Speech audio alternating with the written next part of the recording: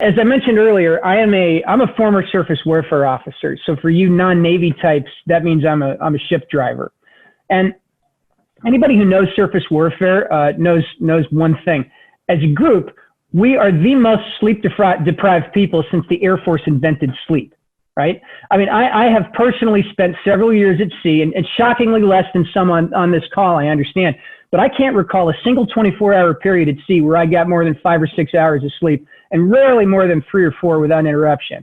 So I left active duty 20 years ago. I'm still catching up.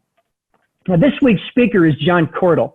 He's also a surface warfare officer, and on top of that, he's a nuclear SWO with a couple of at-sea command tours under his belt. Now, that's a combination that drives your sleep budget down into negative numbers. Years ago, John made an observation that everybody already kind of knew. Sleep deprivation has an effect on judgment and reaction time that is similar to intoxication. But then John took it a step further, and he asked a few questions that apparently nobody in a position of leadership had bothered to ask. Why have we created a system that has us driving around billion-dollar warships while we are effectively 3 sheets to the wind? Good question, right? What does that cost us in terms of lives and material? Another good question. And finally, what the hell can we do about it? So it turns out all of those questions have answers, and I'm going to let John pick up the story from here. So John, welcome to Ringknocker. Welcome back into the speaker's chair, sir. Very happy to have you, and we're all very, very interested in what you have to say, and we all promise to stay away. So I want to start with a sea story per Jason's direction. The year is 2002. USS Oscar Austin is just north of the Copenhagen Bridge on a Form 1 at about going about 180 southerly course at about 15 knots with 4 destroyers behind it. It's 3 o'clock in the morning. For you aviators of Form 1, it looks something like this at about that speed.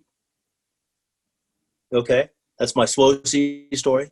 So the captain's on the bridge. It's 3 o'clock in the morning. He's been up for about 36 hours, and he's kind of tired. And he's going into what's called micro sleeps, right? But what wakes him up is a ruckus on the bridge. And so it went something like this. Captain wakes up, kind of looks around. It's dark, disoriented, because he's almost been asleep on his feet. And he goes, hey, off the deck, where are we? Well, sir, we haven't had a fix in 6 minutes. Okay, navigator, where's shoal water? Sir, it's about 2,000 yards away, but I can't tell you what direction. At that point, the captain says, this is the captain. I have the con. All engines stop, rudder amidships. The XO hollers out, hey, captain, we have 4 ships behind us. You realize that, right? Grab the bridge to bridge, all stations, all ships in formation Gulf. This is Oscar Austin. I have lost situation awareness. I've stopped my engines. Please remain clear.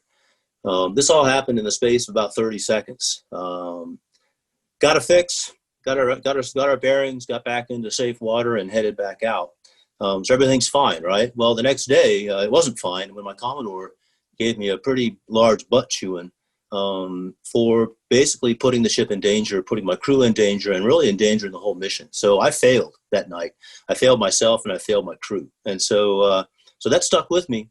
But it took me until my next command tour to really figure out a way to address it. And so that's what I wanted to talk about, is how we sort of embarked on this journey that I kind of call my circadian journey.